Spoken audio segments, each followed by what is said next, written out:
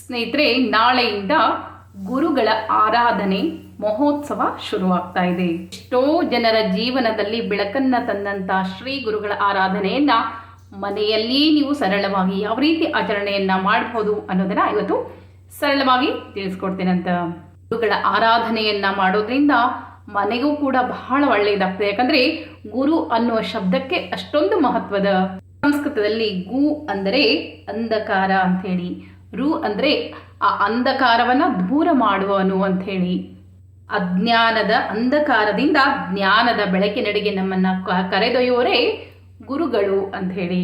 ಅಕ್ಷರಮಾಲಾ ಸ್ತೋತ್ರದಲ್ಲಿ ಶ್ರೀ ಗುರುಗಳಿಗೆ ಅಜ್ಞಾನ ನಾಶಾಯ ವಿಜ್ಞಾನ ಪೂರ್ಣಾಯ ಸುಜ್ಞಾನಧಾತ್ರೆ ನಮಸ್ತೆ ಗುರು ಶ್ರೀರಾಘವೇಂದ್ರಾರ್ಯ ಶ್ರೀರಾಘವೇಂದ್ರಾರ್ಯ ಶ್ರೀರಾಘವೇಂದ್ರಾರ್ಯ ಪಾಹಿ ಪ್ರಭೋ ಆನಂದರೂಪಾಯ ನಂದಾತ್ಮಜ ಶ್ರೀಪದಾಂಬೋಜ ಭಾಜೆ ನಮಸ್ತೆ ಗುರು ಶ್ರೀರಾಘವೇಂದ್ರಾರ್ಯ ಶ್ರೀರಾಘವೇಂದ್ರಾರ್ಯ ಶ್ರೀರಾಘವೇಂದ್ರಾರ್ಯ ಪಾಹಿ ಪ್ರಭೋ.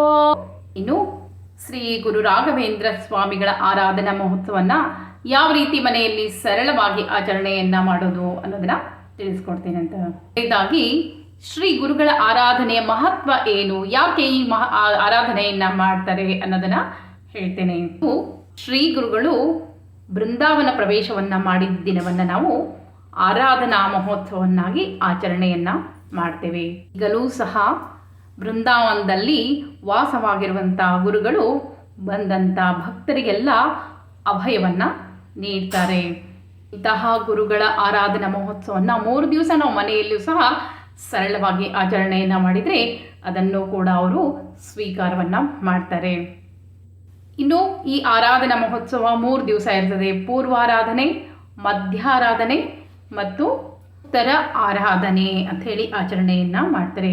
ಇದರಲ್ಲಿ ಪ್ರಮುಖವಾಗಿರೋದು ಮಧ್ಯಾರಾಧನೆ ಅಂತ ಹೇಳಿ. ನಾಳೆ ಕೃಷ್ಣ ಪಕ್ಷದ ಪ್ರತಿಪದ ಮೇಲೆ ಶುರು ಆಗ್ತದ. ಹೀಗಾಗಿ ನಾಳೆಯ ಪ್ರಥಮ ದಿನವಾಗಿ ಅಂದರೆ ರಾಯರ ಪೂರ್ವ ಆರಾಧನೆ ನಾಳೆಯಿಂದಲೇ ಶುರು ಆಗ್ತದ. ನಾವು ಕೂಡ ಮನೆಯಲ್ಲಿ ರಾಯರ ಆರಾಧನೆಯನ್ನ ಮಾಡಬೇಕಾದ್ರೆ ನಾಳೆನೇ ಸಂಕಲ್ಪ ಪೂರ್ವಕವಾಗಿ ಆರಾಧನಾ ಮಹೋತ್ಸವನ್ನ ಮಾಡ್ತೇನೆ, ನನ್ನ ಈ ಸಂಕಲ್ಪಗಳು ಇಷ್ಟಾರ್ಥ ಈಡೇರಲಿ ಅಂತ ಹೇಳಿ ಒಂದು ಕಾಯಿಯನ್ನ ಇಟ್ಟು ಗುರುಗಳ ಆರಾಧನೆಯಲ್ಲಿ ಸಂಕಲ್ಪ ಪೂರ್ವಕವಾಗಿ ಹೇಳ್ಕೊಳ್ಬೇಕು, ನನ್ನ ಇಷ್ಟಾರ್ಥ ಸಿದ್ಧಿಯಾಗಲಿ ಅಂತ ಹೇಳಿ. 3 ದಿನದ ಈ ಆರಾಧನೆಯಲ್ಲಿ ಪ್ರಥಮ ದಿವಸ ನಾಳೆ ತಲೆ ಮೇಲೆ ಸ್ನಾನವನ್ನ ಮಾಡಿಕೊಂಡು ಗುರುಗಳನ್ನ ಒಂದು ಕಟ್ಟೆಯ ಮೇಲೆ ರಂಗವಲ್ಲಿಯನ್ನು ಹಾಕಿ, ನೀವು ಎಲ್ಲಿ ದೇವರ ಪೂಜೆ ಮಾಡ್ತೀರೋ ಅಲ್ಲಿ ನಿಮ್ಮ ಮನೆಯಲ್ಲಿ ರಾಯರ ಮೂರ್ತಿ ಇದ್ರೂ ಇಡ್ಬೋದು, ಫೋಟೋ ಇದ್ರೂ ಇಡ್ಬೋದು. ಈ ರೀತಿಯಾಗಿ ಪ್ರಥಮ ದಿನ ಏನು ಮಾಡಬೇಕು ಅಂದರೆ, ಫೋಟೋ ಇಡ್ತಿರೋ ಅಥವಾ ಮೂರ್ತಿ ಇಡ್ತಿರೋ ಏನು ಇಡ್ತಿರೋ ಅದು 3 ದಿವಸ ಕದಲಿಸಬಾರ್ದು. 3 ದಿವಸ ನೀವು ಪೂಜೆಯನ್ನು ಮಾಡಬೇಕು. ಹಾಲು ಹಣ್ಣು ನೈವೇದ್ಯ ಮಾಡ್ಬೋದು. ಅಡುಗೆ ನಿಮ್ಮ ಮನೆಯಲ್ಲಿ ಮಡಿಯಿಂದ ಅಡುಗೆ ಮಾಡೋದಿದ್ರೆ ಅಡುಗೆ ಕೂಡ ಮಾಡ್ಬೋದು. ಯಾಕಂದರೆ ಗುರುಗಳಿಗೆ ಸ್ವಲ್ಪ ಮಡಿ ಮೈಲಿಗೆ ಬೇಕಾಗ್ತದೆ. ಆದಷ್ಟು ನಿಮ್ಮ ಮನೆಯಲ್ಲಿ ಮುಟ್ಟಾದವರು ಅಂಥವ್ರು ನೆರಳನ್ನು ಹಾಕಬಾರ್ದು.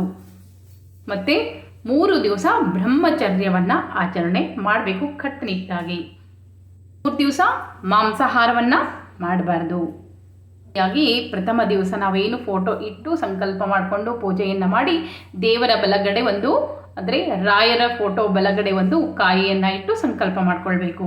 ನಾನು 3 ದಿವಸ ನಿಮ್ಮ ಒಂದು ಈ ಆರಾಧನಾ ಮಹೋತ್ಸವವನ್ನು ಆಚರಣೆ ಮಾಡ್ತೀನಿ ಮನೆಯಲ್ಲಿ ಅಂತ ಹೇಳಿ ಬೇಡ್ಕೊಂಡು ಫೋಟೋ ಇಟ್ಟು ಪೂಜೆಯನ್ನು ಮಾಡಿ ಹಾಲು ಸಕ್ಕರೆ ಹಣ್ಣು ನೈವೇದ್ಯವನ್ನು ತೋರಿಸ್ಬೋದು. ರಾಯರಿಗೆ ಇಂತಿಷ್ಟು ನಮಸ್ಕಾರಗಳನ್ನ ಹಾಕ್ತೇನೆ ಅಂತ ಕೂಡ ಬೇಡ್ಕೊಂಡು ನಮಸ್ಕಾರಗಳನ್ನ ಹಾಕ್ಬೋದು. 108 ನಮಸ್ಕಾರ ಹಾಕ್ಬೋದು, 48 ಹಾಕ್ಬೋದು, 11 ಹಾಕ್ಬೋದು.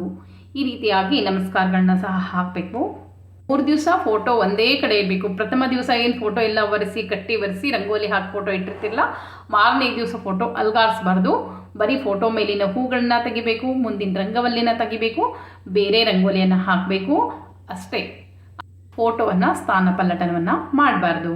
ರಾಯರ ಬಲಗಡೆ ಒಂದು ಸಂಕಲ್ಪ ಪೂರ್ವಕವಾಗಿ ಒಂದು ಕಾಯಿಯನ್ನು ಇಡಬೇಕು ಅಂತ ಹೇಳಿದೆ. ಆ ಕಾಯಿಯಲ್ಲಿ ಕೂಡ ಅರಿಶಿನ ಕುಂಕುಮ ಹೂವನ್ನು ಇರಿಸಿ ಅದಕ್ಕೂ ಕೂಡ ಪೂಜೆಯನ್ನು ಮಾಡ್ತಿರ್ಬೇಕು. ಅದಕ್ಕೆ ನಿಮ್ಮ ಸಂಕಲ್ಪವನ್ನು ಹೇಳಿರಬೇಕು ಆ ಕಾಯಿ ಮುಂದೆ. ಆ ಕಾಯಿನ ಪೂಜೆ ಆದಮೇಲೆ ಅಂದರೆ 3 ದಿವಸ ಮುಗಿದ ಮೇಲೆ ಅದನ್ನು ಎಲ್ಲಾದರೂ ಒಂದು ಕಡೆ ಕಟ್ಬೋದು ಅಥವಾ ಮನೆಯಲ್ಲಿ ದೇವರ ಮನೆಯಲ್ಲಿ ಎಲ್ಲಾದರೂ ಎತ್ತರ ಮೇಲೆ ಇಡಬೇಕು. ಏನು ಅಂದ್ಕೊಂಡಿರ್ತಿರೋ ಆ ಕೆಲಸ ಆದಮೇಲೆ ಮಂತ್ರಾಲಯಕ್ಕೆ ಹೋಗಿ ಆ ಕಾಯನ್ನು ಅಲ್ಲಿ ನದಿಯಲ್ಲಿ ವಿಸರ್ಜನೆ ಮಾಡಬೇಕು. ಯಾಕಂದರೆ ನಾವು ಮಾಡುವಂಥ ಪ್ರತಿಯೊಂದು ಸೇವೆಯನ್ನು ರಾಯರು ನೋಡ್ತಾರಂತೆ, ಅದರ ತಕ್ಕಂತೆ ಅವರು ಮನ ಅಭಿಷ್ಟವನ್ನು ಕೊಡ್ತಾರೆ. ನಾನು ಕೂಡ ಈ ಒಂದು ಆರಾಧನೆ ಸಮಯದಲ್ಲಿ ಕಾಯಿ ಇಟ್ಟು ರಾಘವೇಂದ್ರ ಸ್ವಾಮಿಗಳ ಪೂಜೆಯನ್ನು ಮಾಡಿದ್ದೆ. ನಿಜ ಹೇಳಬೇಕಂದ್ರೆ ನಾವೇನು ಬೇಡ್ಕೋತೇವೋ ಅದರ ತಕ್ಕಂತೆ ಅವರು ಮನೋ ಅಭಿಷ್ಟಗಳನ್ನ ಈಡೇರಿಸ್ತಾರೆ. ಯಾರನ್ನೂ ಕೂಡ ಅವರು ಬರೀ ಕೈಯಿಂದ ಕಳಿಸೋದಿಲ್ಲ ಅನ್ನೋದು ನನಗೆ ಒಂದು ಅಚಲವಾದ ನಂಬಿಕೆ ಅದ. ಅದಕ್ಕಾಗಿ ಹೇಳ್ತೀನಿ, ಈ ಆರಾಧನೆ ಸಂದರ್ಭದಲ್ಲಿ ವಿಶೇಷವಾಗಿ ಕಾಯನ್ನು ಇಟ್ಟು ಸಂಕಲ್ಪ ಮಾಡಿಕೊಂಡು ಪೂಜೆಯನ್ನು ಮಾಡಿದರೆ ನಮ್ಮ ಸಂಕಲ್ಪಗಳು ಬೇಗ ಈಡೇರ್ತದ ಅಂಥೇಳಿ. ರಾಯರಿಗೆ ಪೂಜೆಯನ್ನು ಮಾಡಬೇಕಾದ್ರೆ ಅಷ್ಟೋತ್ತರವನ್ನು ಹೇಳಬೇಕು. ನಿಮ್ಮ ಮನೆಯಲ್ಲಿ ಪರಿಮಳ ಗ್ರಂಥ ಇದ್ದರೆ ಅದನ್ನು ಕೂಡ ನೀವು ಪಾರಾಯಣವನ್ನು ಮಾಡಬೇಕು. ಈ 3 ದಿವಸದಲ್ಲಿ ನೀವು ಓದಿ ಮುಗಿಸ್ಬಹುದು. ಯಾಕಂದರೆ ಈ ರಾಯರ ಒಂದು ಏನೇ ನಾವು ಪೂಜೆ ಹಿಡಿದ್ರು, ಪುನಸ್ಕಾರಗಳನ್ನ ಹಿಡಿದ್ರು ಕೂಡ, ಯಾಕಂದರೆ ಮಾಂಸಾಹಾರ ತಿನ್ನಬಾರ್ದು, ಬ್ರಹ್ಮಚಾರ್ಯವನ್ನು ಪಾಲನೆ ಮಾಡಬೇಕಾಗ್ತದೆ. ಅದರಲ್ಲೂ ಎಷ್ಟು ಮುಟ್ಟುಗಿಟ್ಟಾದರೆ ಮುಟ್ಟಬಾರ್ದು. ಯಾಕಂದರೆ ಗುರುಗಳ ಅಂತಂದರೆ ಬಹಳನೇ ಮಡಿ ಮೈಲಿಗೆ ಇರ್ತದೆ. ಬ್ರಹ್ಮಚಾರಿಗಳಿಗೆ ನಾವು ಅಪ್ಪಿತಪ್ಪಿನೂ ಮಡಿ ಮೈಲಿಗೆಯಲ್ಲಿ ಹೆಚ್ಚು ಕಡಿಮೆ ಆದರೆ ದೋಷಗಳು ಬರ್ತದೆ ಅಂಥೇಳಿ. ಈ ಸಮಯದಲ್ಲಿ ಯಾರು ನೀವು ಆರಾಧನೆಯಲ್ಲಿ 3 ದಿವಸ ಹಿಡಿದಿರ್ತೀರಿ, ಈಗಲೇ ನೀವು ಈ ಪರಿಮಳ ಗ್ರಂಥವನ್ನು ಪಾರಾಯಣ ಮಾಡ್ಬೋದು. ರಾಯರಲ್ಲಿ ನೀವು ಅನನ್ಯ ಭಕ್ತಿಯಿಂದ ಬೇಡ್ಕೋಬೇಕು. ಎಷ್ಟೋ ಜನರಿಗೆ ಆರೋಗ್ಯ ಸಮಸ್ಯೆ ಇದೆ, ಹಣಕಾಸಿನ ತೊಂದರೆ ಇದೆ, ಇದರ ಮಧ್ಯೆ ನಾನಾ ಥರದ ಮಾನಸಿಕ ತೊಂದರೆಗಳಿರ್ತದೆ. ಅವೆಲ್ಲವೂ ನೀವು ಪರಿಹಾರ ಆಗಬೇಕಂದ್ರೂ ಗುರುವಿನಿಂದ ಮಾತ್ರ ಅಂತ ಹೇಳ್ತೀವಿ. ನಿಮಗೆ ಏನು ಕಷ್ಟಗಳು ಬರ್ತಾವೋ, ಏನು ನಷ್ಟ ಆದನೋ, ಏನು ಮಾನಸಿಕದಲ್ಲಿ ಏನು ನೋವಿದೆಯೋ ಅದೆಲ್ಲವನ್ನು ನೀವು ಗುರುಗಳ ಹತ್ರ ಹೇಳಿಕೊಂಡು ಸಂಕಲ್ಪಪೂರ್ವಕವಾಗಿ ಈ ಸಲ ಪೂಜೆಯನ್ನು ಹಿಡಿದು ನೋಡ್ರಿ. 3 ದಿವಸ ಆರಾಧನೆ ಸಮಯದಲ್ಲಿ ನೀವು ಭಕ್ತಿಪೂರ್ವಕವಾಗಿ ಪೂಜೆಯನ್ನು ಮಾಡಿ ನೋಡ್ರಿ. ನಿಮ್ಮ ಎಷ್ಟೋ ಸಂಕಟಗಳು, ನಾನಾ ಥರದ ತೊಂದರೆಗಳೆಲ್ಲವೂ ದೂರ ಆಗ್ತದೆ. ಅಷ್ಟೇ ಅಲ್ಲ, ಈ ಸಲ ನಿಮಗೆ ಒಂದು ಶಾಂತಿ ಸ್ತೋತ್ರ ಅಂದರೆ ಶ್ರೀ ರಾಘವೇಂದ್ರ ಸ್ವಾಮಿಗಳ ಶಾಂತಿ ಸ್ತೋತ್ರವನ್ನು ಹೇಳಿಕೊಡ್ತೇನೆ ಅಂತ. ಇದನ್ನೇ ನೀವು ನಿತ್ಯ 3 ದಿವಸ 16 ಸಲ ಪಠನೆಯನ್ನು ಅಂದರೆ ಪಾರಾಯಣವನ್ನು ಮಾಡಬೇಕು. ಈ ಪಾರಾಯಣ ಮಾಡಿದ ಮೇಲೆ 16 ಬತ್ತಿಗಳನ್ನು ಇಟ್ಟು ದೇವರಿಗೆ ಮಂಗಳಾರತಿಯನ್ನು ಮಾಡಬೇಕು. ಈ ರೀತಿ ಮಾಡಿದಾಗ ನಿಮ್ಮ ಮನೆಯಲ್ಲಿರುವಂಥ ಏನೇ ದೋಷಗಳು ಇದ್ದರೂ ಸಹ ಮನೆಯಲ್ಲಿ ಶಾಂತಿ ನೆಲೆಸ್ತದೆ. ಮನೆಯಲ್ಲಿ ಯಾವಾಗಲೂ ಜಗಳಗಳು ಆಗ್ತಾ ಇದ್ದರೆ ಆ ಜಗಳಗಳು ಕೂಡ ದೂರ ಆಗ್ತದೆ.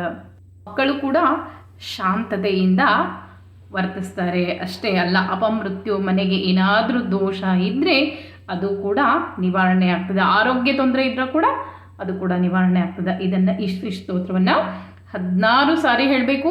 16 ಮಂಗಳಾರತಿ ಬತ್ತಿಯನ್ನು ಹಚ್ಚಬೇಕು. 3 ದಿವಸ ಮಾಡಿದರೆ ಸಾಕು. ನಿಮಗೆ ಎಷ್ಟೋ ಅನುಭವಕ್ಕೆ ಬರ್ತದೆ. ಮುಂದೆ ನೀವು ನಿತ್ಯ ಹೇಳ್ತಾ ಹೋಗ್ತೀನಿ ಅಂದರೆ ನಿತ್ಯ ಹೇಳ್ತಾ ಕೂಡ ಹೋಗ್ಬೋದು. ಹೀಗೆ ಅಕಸ್ಮಾತಾಗಿ ಕೆಟ್ಟ ಗಂಡ ಸಿಕ್ಕಿದ್ರೆ, ಯಾವಾಗಲೂ ಬೈಯೋದು ಅನ್ನೋದು ಮಾಡ್ತಾ ಇದ್ದರೆ, ಕೆಟ್ಟ ಗಂಡ ಕೂಡ ಶಾಂತ ರೀತಿಯಿಂದ ವರ್ತನೆಯನ್ನು ಮಾಡ್ತಾನೆ. ಅಷ್ಟೇ ಅಲ್ಲ, ಹೆಂಡತಿ ಸಿಕ್ಕಿದ್ರೆ ಹೆಂಡತಿ ಹೆಸರಲ್ಲಿ ನೀವು ಸಂಕಲ್ಪ ಮಾಡಿ ಹೇಳಿದರೆ ಹೆಂಡತಿ ಕೂಡ ಸೌಮ್ಯ ರೂಪದಿಂದ ನಿಮ್ಮ ಜೊತೆ ಆಕೆ ಕೂಡ ಜ್ಞಾನ ಉದಯ ಆಗ್ತದೆ. ಈ ರೀತಿ ಕೆಟ್ಟತನ ಮಾಡಬಾರ್ದು ಅಂಥೇಳಿ ಶ್ಲೋಕವನ್ನು ನಾನು ವಿಡಿಯೋ ಕೆಳಗೆ ಹಾಕಿರ್ತೇನಂತ 4 ಲೈನ್ ನಿಮಗೆ ಹೇಳ್ಕೊಡ್ತೀನಿ ನೋಡ್ರಿ. ಅಥ ಶ್ರೀ ರಾಘವೇಂದ್ರ ಸ್ವಾಮಿ ಶಾಂತಿ ಸ್ತೋತ್ರ ಪಾರಾಯಣಂ ಕರಿಷ್ಯೆ ಅಂಥೇಳಿ ಸಂಕಲ್ಪವನ್ನು ಮಾಡ್ಕೊಳ್ಬೇಕು. ನಂತರ ಪೂಜಾ ಸಂಕಲ್ಪ, ಈಗ ಪೂಜಾ ಹಿಡಿಬೇಕಾದ್ರೆ ನಿಂಗೆ ಏನು ಸಂಕಲ್ಪ ಈ ಸ್ತೋತ್ರ ಹೇಳಿದ ಮೇಲೆ ಹೇಳ್ತೇನೆ ಅಂತ. ಈಗ ಅಕಸ್ಮಾತ್ ಶ್ಲೋಕ ಹೇಳಲಿಕ್ಕೆ ಬರಂಗಿಲ್ಲ ಅಂತಂದ್ರೆ ಈ ಶ್ಲೋಕವನ್ನು ನೀವು 3 ಸಲ ಕೇಳ್ಬೋದು. ನಾ ಪ್ರತಿಯೊಂದನ್ನು ಬಿಡಿಸಿ ಹೇಳಿರ್ತೀನಿ, ಅದೇ ರೀತಿಯಾಗಿ ನೀವು ಕೂಡ ಹೇಳ್ರಿ. ಪೂಜಾ ಸಂಕಲ್ಪವನ್ನು ಈ ಶ್ಲೋಕ ಹೇಳಿದ ಮೇಲೆ ಹೇಳ್ಕೊಡ್ತೇನೆ ಅಂತ. ದ್ವಿಜಶ್ರೇಷ್ಠಂ ಸದ್ಭಕ್ತಿಯುಕ್ತಂ ಪ್ರಸನ್ನಂ ಸದಾ ದೇಯನಾರೀಭಿಸ್ಯಂ ಯುತಂಚ ಕಲಾವೇತ ಪತ್ನೀವೃತಂ ಸೌಮ್ಯರೂಪಂ ಭಜೆ ಜಾನಕೀನಾಯಕಂ ಶ್ರೀರಾಘವೇಂದ್ರಂ ಪುರಾ ದುರ್ದಶ ಅಸ್ಯ ಕೃತ ಅತ್ಯಂತ ಕೋಪಂ ತದನೀಂಚ ತದ ಅಭೃತ್ಯ ಸಂಧತ್ತ ರಾಜ್ಯಂ ರಥಾಧರ್ಮಣೇನಾನೃತ ಅವ್ಯಗ್ರಚಿತ್ತಂ ಭಜೆ ಜಾನಕೀನಾಯಕಂ ಶ್ರೀರಾಘವೇಂದ್ರಂ ಜ್ವಲತ್ಕರ್ಣತುಲ್ಯಂ ಸ್ವಕಾಂತಿಂ ಪ್ರಶಾಂತಂ ಕುಲೆ ಭಾನುವತ್ತೇಜಸಾಚ್ಛಾದಿತಾನ್ಯಂ ಮಹಾನೇತ್ರಯುಗ್ಮೇನ ಸಂನಿರ್ಜಿತಾಬ್ಧಿಂ ಭಜೆ ಜಾನಕೀನಾಯಕಂ ಶ್ರೀರಾಘವೇಂದ್ರಂ ಸುಧಾದೃಷ್ಟಿಸಂತಾಪಸಿಕ್ತಸ್ವಭಕ್ತಂ ಭವಾಂಭೋಧಿಮಗ್ನೋ ಧೃತೆ ಕರ್ಣಧಾರಂ ದದಂತಃ ಸ್ವಪಾಪಪ್ರಣಾಶೇ ಬಲಿಷ್ಠಂ ಭಜೆ ಜಾನಕೀನಾಯಕಂ ಶ್ರೀರಾಘವೇಂದ್ರಂ ಪುರಿದ್ವಾರಕಾಯೋಂಡ ದುಷ್ಪ್ರವೃತ್ತಿಃ ಕ್ಷತಃ ಸ್ವಸ್ವರೂಪ ಪ್ರಕಾರೇ ಸಮರ್ಥಂ ಪುನಸ್ತೇನ ಸಂಭೂತವಾಣೀ ವಿಲಾಸಂ ಭಜೆ ಜಾನಕೀನಾಯಕಂ ಶ್ರೀರಾಘವೇಂದ್ರಂ ಪ್ರತಾಪೇ ದಿನೇಶಂ ಚ ದಾನೇ ಮಹೇಶಂ ಸಮಸ್ತಾಪವಿದ್ಯಾಸು ವಾಚಸ್ಪತಿಂ ಚ ಸ್ವರೂಪೇ ಸಮಾಭಕ್ತಕಂದರ್ಪಚಿತ್ತಂ ಭಜೆ ಶ್ರೀಜಾನಕೀನಾಯಕಂ ಶ್ರೀರಾಘವೇಂದ್ರಂ ಸದಾ ವತ್ಸಭಾಚಾರ್ಯಮಾರ್ಗಂ ಪುಸ್ತಕಂ ಪುನಸ್ತತ್ಕೃತಗ್ರಂಥಸಮಸಗ್ವಿಸೃತ್ಯ ಪ್ರಸಿದ್ಧಂ ಚ ತತ್ಪಾದಪದ್ಮೇ ಗತಾಂಗಂ ಭಜೆ ಜಾನಕೀನಾಯಕಂ ಶ್ರೀರಾಘವೇಂದ್ರಂ ನಮಸ್ತೇಷು ತೀರ್ಥೇಷು ಸಮ್ಯಗ್ಯಮಸ್ತಃ ತದ್ದುದೇನ ಧರ್ಮೇಣ ಸಂಪತಿಯುಕ್ತಂ ಸದಾನುತಃ ಪ್ರಾಪ್ತೆ ಸಮಸೌಖ್ಯಸುಬ್ಧಂ ಭಜೆ ಜಾನಕೀನಾಯಕಂ ಶ್ರೀರಾಘವೇಂದ್ರಂ ಇತಿ ಶ್ರೀ ರಾಘವೇಂದ್ರ ಶಾಂತಿ ಸ್ತೋತ್ರ ಸಂಪೂರ್ಣಂ ಅಂತ ಹೇಳಿ ಕೈ ಮುಗಿಬೇಕು. ನಿಮಗೆ ಈ ಶ್ಲೋಕವನ್ನು ಹೇಳಲಿಕ್ಕೆ ಬರದೇ ಇದ್ದರೆ ಇದನ್ನು ನೀವು 16 ಸಲ ಕೇಳಿದರೂ ಸಾಕು. 16 ಸಲ ಹೇಳೋದ್ರಿಂದ ನಮಗೆ ಮನಃಶಾಂತಿ ದೊರೀತದ, ಮನೆಯೊಳಗೆ ಶಾಂತಿ ನೆಮ್ಮದಿ ದೊರೀತದ. 16 ಎಳೆ ಬತ್ತಿಗಳನ್ನು ಹಚ್ಚಿ ನೀವು ಮಂಗಳಾರತಿಯನ್ನು ಮಾಡಿದರೆ ನೀವು 3 ದಿವಸದಲ್ಲೇ ಎಷ್ಟೊಂದು ನಿಮ್ಮ ಮನೆಯಲ್ಲಿ ಬದಲಾವಣೆಯನ್ನು ಕಾಣ್ತೀರಾ. ಪೂಜೆಯನ್ನು ಹಿಡಿಯುವಾಗ ಕೈಯಲ್ಲಿ ಅಕ್ಷತೆಯನ್ನು ಹಿಡಿದು ಸಂಕಲ್ಪವನ್ನು ಮಾಡ್ಕೊಳ್ಬೇಕು. ಮೊದಲೇ ದಿವಸ ಸಂಕಲ್ಪ ಮಾಡಿದರೆ ಸಾಕು, 3 ದಿವಸ ಅಂತೇನಿಲ್ಲ. ಕೈಯಲ್ಲಿ ಅಕ್ಷತೆ ತಾಂಬೂಲ ದಕ್ಷಿಣೆ ಹಿಡಿದು ಸಂಕಲ್ಪ ಮಾಡಬೇಕು. ಮಮ ಇಹ ಜನ್ಮನಿ ಜನ್ಮಾಂತರೇ ಚ ಭರ್ತುಃ ಪುತ್ರಾಣಾಂಚ ಆಯುರಾರೋಗ್ಯ ಧನ ಸಂಪದ ಆದಿ ಪ್ರಾಪ್ತಯೇ ಶ್ರಾವಣ ಮಾಸ ಕೃಷ್ಣ ಪಕ್ಷ ಪ್ರತಿಪದ ದ್ವಿತೀಯ ತೃತೀಯ ಶ್ರೀ ರಾಘವೇಂದ್ರ ಸ್ವಾಮಿ ಆರಾಧನಾ ನಿಮಿತ್ಯ ಯಥಾಶಕ್ತಿ ಯಥಾಜ್ಞಾನೇನ ಶ್ರೀ ಗುರುದೇವತಾ ಶ್ರೀ ರಾಘವೇಂದ್ರ ಸ್ವಾಮಿ ಪ್ರಸಾದ ಸಿದ್ಧಾರ್ಥಂ ಆರಾಧನಾ ಮಹೋತ್ಸವ ವ್ರತಮಹಂ ಕರಿಷ್ಯೆ ಅಂಥೇಳಿ ಅಕ್ಷತೆಯಲ್ಲಿ ಕೈಗೆ ಆ ಅಕ್ಷತೆ ಇಟ್ಕೊಂಡಿರ್ತಿಲ್ಲ ಅದಕ್ಕೆ ನೀರು ಹಾಕೊಂಡು ಬಿಡಬೇಕು. ನಂತರ ಗಣಪತಿಯನ್ನು ಸ್ಮರಣೆ ಮಾಡ್ಕೊಳ್ಬೇಕು. ವಕ್ರತುಂಡ ಮಹಾಕಾಯ ಕೋಟಿ ಸೂರ್ಯ ಸಮಪ್ರಭ ನಿರ್ವಿಘ್ನಂ ಕುರ್ಮೇದೇವ ಸರ್ವಕಾರ್ಯ ಸರ್ವದಾ ಅಂಥೇಳಿ ಅವನ ನಮಸ್ಕಾರವನ್ನು ಮಾಡಿಕೊಂಡು ನಂತರ ಅವನ ನಿರ್ವಿಘ್ನತೆಯಿಂದ ನಾವು 3 ದಿವಸ ಈ ಒಂದು ಯಾವುದೇ ವಿಘ್ನತೆ ಇಲ್ಲದೆ ಈ ಒಂದು ಆರಾಧನಾ ಮಹೋತ್ಸವನ ಮನೆಯಲ್ಲಿ ಮಾಡ್ತೀನಿ ಅಂತ ಬೇಡ್ಕೊಂಡು ಪೂಜೆಯನ್ನು ಶುರು ಮಾಡಬೇಕು. ನಂತರ ಫೋಟೋವನ್ನೆಲ್ಲ ಇಟ್ಕೊಂಡು ಶ್ರೀ ರಾಘವೇಂದ್ರ ಸ್ವಾಮಿ ದೇವತಾಭಿರ್ಮ ಆಹ್ವಾನಾರ್ತಿ ಅಕ್ಷಾಂ ಸಮರ್ಪಿಯಾಮಿ ಆಸನಾರ್ತಿ ಅಕ್ಷಾಂ ಸಮರ್ಪಿಯಾಮಿ ಅಂಥೇಳಿ ಅಕ್ಷತೆಗಳನ್ನು ಹಾಕ್ಕೊಂಡು ಹೂವಿನಿಂದ ಪ್ರೋಕ್ಷಣೆಯನ್ನು ಮಾಡಿಕೊಂಡು ಪಾದಯೋಪಾದ್ಯಂ ಸಮರ್ಪಿಯಾಮಿ ಹಸ್ತಯೋರ್ಗಂ ಸಮರ್ಪಯಾಮಿ ಮುಖೆ ಆಚಮನಿಯಂ ಸಮರ್ಪಿಯಾಮಿ ಅಂಥೇಳಿ ನಂತರ ಗೆಜ್ಜೆ ವಸ್ತ್ರ ಏರಿಸ್ಬೇಕಂದ್ರೆ ಏರಿಸ್ಬೋದು, ಅದರಲ್ಲಿ ಏನೂ ತಪ್ಪಿಲ್ಲ. ಗುರುಗಳವರು ಯಾಕಂದರೆ ಒಂದು ಸ್ನಾನ ಆದಮೇಲೆ ವಸ್ತ್ರ ಅಂಥೇಳಿ ನಾವು ಏರಿಸ್ಬೋದು. ಕೇಸರಿ ವಸ್ತ್ರಗಳನ್ನ ಏರಿಸಬೇಕು. ಅವರಿಗೆ ಬಿಳಿ ಗಂಧವನ್ನು ಹಚ್ಚಬೇಕು ಅಥವಾ ಬಿಳಿಯಲ್ಲಿ ಸ್ವಲ್ಪ ಅರಿಶಿನ ಹಾಕಿ ಗಂಧವನ್ನು ಹಚ್ಬೋದು ಅಥವಾ ಬಿಳಿ ಗಂಧವನ್ನು ಹಚ್ಚಬೇಕು. ಹೂ ಮಾಲೆಯನ್ನು ಹಾಕಬೇಕು, ತುಳಸಿ ಮಾಲೆಯನ್ನು ಹಾಕಬೇಕು. ರಾಘವೇಂದ್ರ ಸ್ವಾಮಿ ಅಷ್ಟೋತ್ತರವನ್ನು ಹೇಳ್ತಾ ನೀವು ಪೂಜೆಯನ್ನು ಮಾಡ್ಬೋದು. ನಂತರ ಧೂಪ ದೀಪ ಮಾಡಿ ನೀವು ಹೇಳಿದ ಹಾಗೆ ಹಾಲು ಸಕ್ಕರೆ ಅಡುಗೆ ನೈವೇದ್ಯ ಮಾಡೋದಾದರೆ ಮಡಿಯಿಂದ ಮಾಡಬೇಕು. ಅದಕ್ಕಾಗಿ ಸಾಧ್ಯ ಆದರೆ ಮಾಡಿರಿ, ಇಲ್ಲಾದರೆ ಹಾಲು ಸಕ್ಕರೆ ಹಣ್ಣು ನೈವೇದ್ಯ ತೋರಿಸಿದ್ರೆ ಸಾಕು.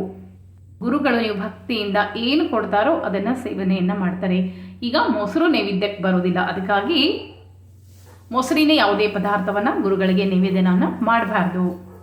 ರೀತಿ ಪ್ರದಕ್ಷಿಣ ನಮಸ್ಕಾರವನ್ನು ಎಲ್ಲ ಮಾಡಿದ ಮೇಲೆ ನೀವು ಆ ಸ್ತೋತ್ರವನ್ನು 16 ಸಾರಿ ಹೇಳಬೇಕು. ಹೇಳಿ 16 ಬತ್ತಿಯಿಂದ ಮಂಗಳಾರತಿಯನ್ನು ಮಾಡಿ ನಂತರ ಪೂಜಾ ಸಮರ್ಪಣವನ್ನು ಮಾಡಿದರೆ ಸಾಕು. ರೀತಿಯಾಗಿ 3 ದಿವಸ ಗುರುಗಳ ಆರಾಧನೆಯನ್ನು ಮಾಡಿ ಆ ಕಾಯಿಯನ್ನು ಮನೆಯಲ್ಲಿ ಎಲ್ಲಾದರೂ ಒಂದು ಕಡೆ ಕಟ್ಟಬಹುದು ಅಥವಾ ಎತ್ತಿ ಇಡಬಹುದು, ನೆಲದ ಮೇಲೆ ಇಡಬಾರ್ದು ಅಷ್ಟೇ. ಅನಂತರ ನಿಮ್ಮ ಕೆಲಸ ಆದಮೇಲೆ ಆ ಕಾಯಿಯನ್ನು ರಾಘವೇಂದ್ರ ಸ್ವಾಮಿ ಮಠಕ್ಕೆ ತೊಗೊಂಡು ಹೋಗಿ ನೀವು ಮಂತ್ರಾಲಯಕ್ಕೆ ಹೋದ್ರೆ ಬಹಳನೇ ಒಳ್ಳೆಯದು. ಅದರಲ್ಲಿ ನೀರಿನಲ್ಲಿ ಬಿಡಬೇಕು ಆ ಕಾಯಿಯನ್ನು. ಈ ರೀತಿಯಾಗಿ ಸಂಕಲ್ಪಪೂರ್ವಕವಾಗಿ ಗುರುಗಳ ಆರಾಧನೆಯನ್ನು ಮಾಡಿ ನಿಮ್ಮ ಸಂಕಷ್ಟಗಳೆಲ್ಲವೂ ದೂರ ಆಗ್ತದೆ ಅಂತ ಹೇಳ್ತಾ ವಿಡಿಯೋ ಕೆಳಗೆ ಶ್ಲೋಕವನ್ನು ಹಾಕಿರ್ತೀನಿ, ನೋಡಿ ಹೇಳ್ರಿ. ಮತ್ತೆ ಮುಂದಿನ ವಿಡಿಯೋ ಸಿಗ್ತೀನಿ. ನಮಸ್ಕಾರ.